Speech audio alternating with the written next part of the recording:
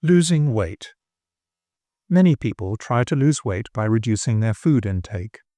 Usually this doesn't work, at least not in the long run. The reason for this is simple. One part of the client's energy system wants to lose weight, a punishing, repressive introject, and another part feels threatened if food intake is reduced.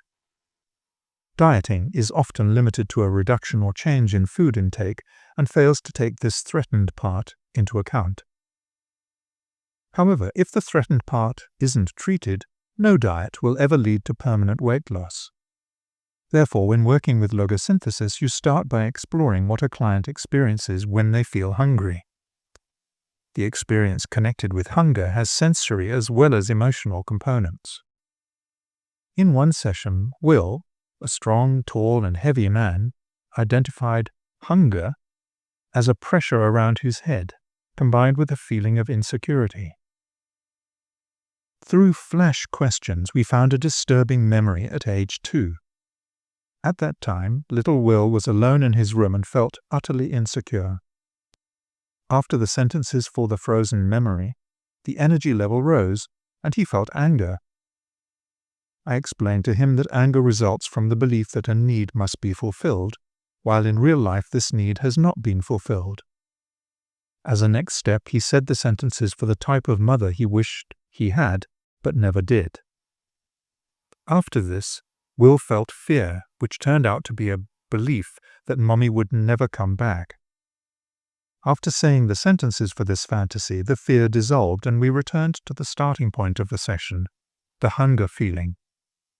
The insecurity had disappeared from the sensation, but now he felt a steel band around his head and between his ears.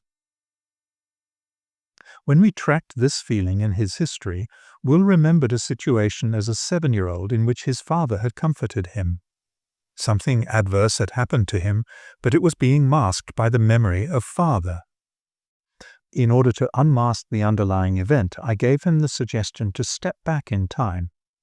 When he did, Will discovered a memory where he was being bullied by 3 other children. His sister also played a role in this event.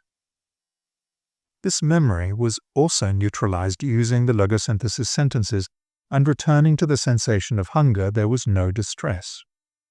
He felt his body could take in food, but totally without the unpleasant sensations that had accompanied this feeling of hunger.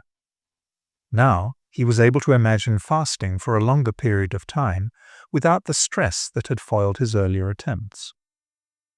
We are both now curious as to how this is going to work out. It makes so much sense to look at losing weight from this perspective. If a client experienced feeling bad, hungry, and abandoned at the same time, usually the reconnection to the caretakers was associated with food intake. Sweets are deserved after letting the parents have their night out or weekend off.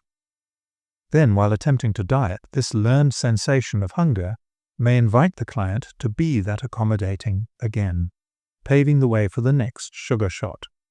Now I deserve it.